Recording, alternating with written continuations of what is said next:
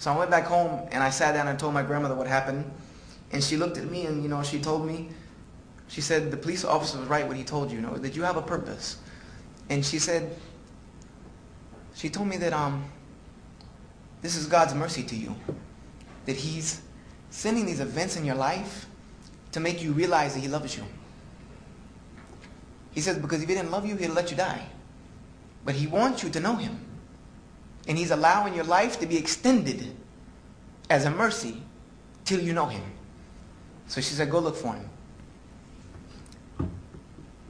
So I went and renewed my search for God, needless to say.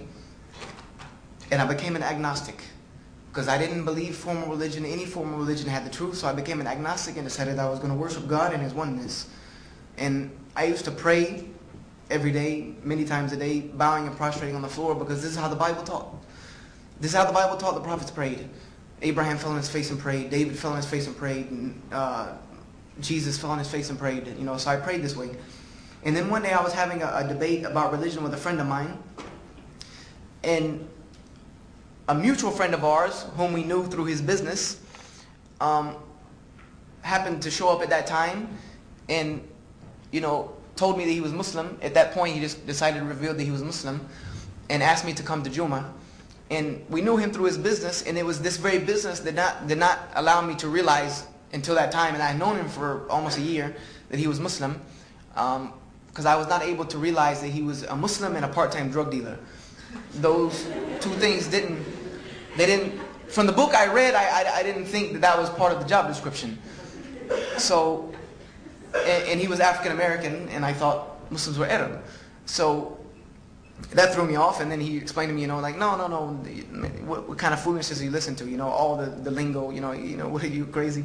And he said, you need to come to Juma. He was like, I'm not a good enough Muslim to tell you about Islam, because I don't live it, apparently.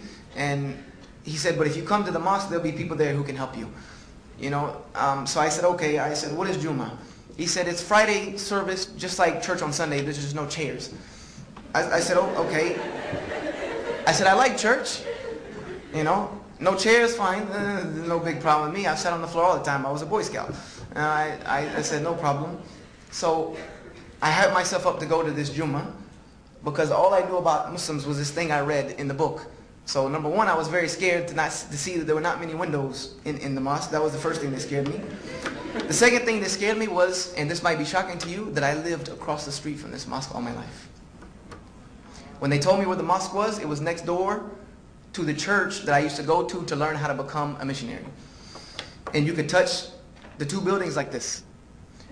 So I didn't know that. That was scary, to know that all these Muslims lived across the street from me all my life.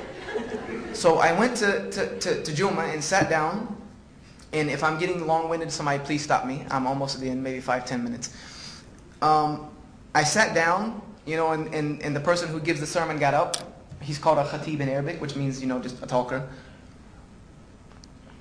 And he started his sermon. His sermon was, Inna alhamdulillah nahmaduhu wa nasta'inuhu. And I said, oh my God. I said, he's talking about me. Because I was the only non-Muslim there. And I was the only person sitting away from everyone else. I said, he's talking about me. I'm in big trouble. I said, this guy, this drug dealer guy has set me up. Because I didn't see him. He wasn't there. I said, he must be their messenger to bring the non-Muslims. So, or the Americans, I thought about it. Because there wasn't many Americans there either. It was mostly an Egyptian and Syrian and Jordanian, mosque. So they were all Arabs, most of them Arabs. And the ones that weren't Arabs, they were fair skins. I didn't know the difference. So, I started shaking. I said, okay, you're a martial artist. You can take a couple of them. You take a couple of them, you find the exit. So that only lasted about 30 seconds. He made it to English, and then he started translating what he recited in Arabic. And the translation was, all praise belongs to God, alone. We praise Him, we worship Him, we seek His help, and we ask for His forgiveness. And that began to ease my heart a little bit. I said, okay, okay, calm down just a little bit. You're okay. And so I started to ease down in my seat a little bit, or my position on the floor.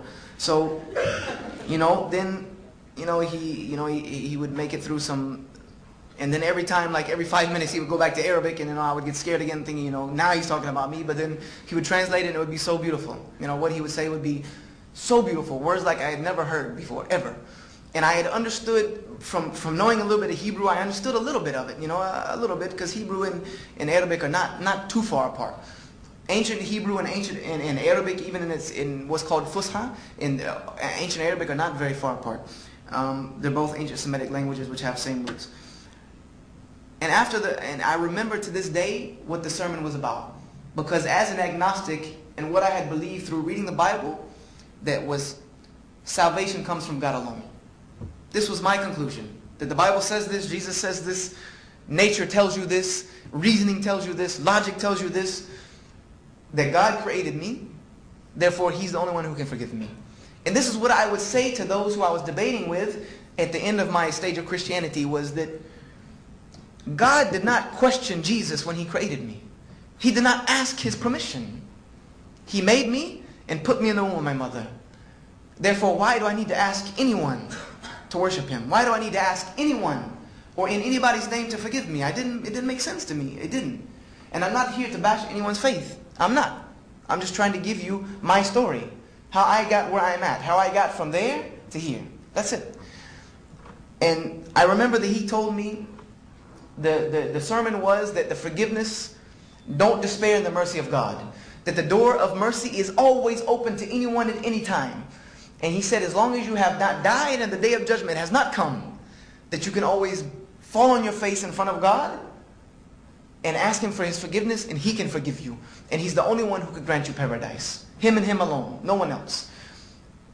And he even said that your good deeds, your actions alone cannot even get you there.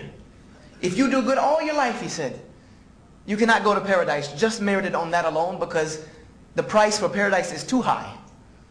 The exchange rate would be nil. All your deeds would just fall away as dust at the price of paradise.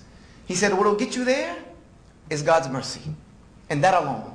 And how do you obtain God's mercy? Obeying His commandments and asking for His forgiveness. That's it. He said that's the step manual. That's the process to get there. Deeds will not do it. So this to me was like, there's someone, like, you see, someone agrees with me. Somebody, I had to come to this mosque to find someone who agreed with me. These people who worship a moon god and bow to a box in the desert, at least they got this right. So after this, they make prayer on Fridays. And so the Muslims started lining up in lines just like you're seated. And this really scared me because it looks, almost kind of like military lines. And I said, now they're coming to get me. They've gotten their little thing out of the way. And now it's time to get the good deeds, go get the American guy. So, but the guy told me, he came to me, I guess he saw my apprehension. He came, he said, no, we're going to pray. We're facing this way because this is the facing towards Mecca.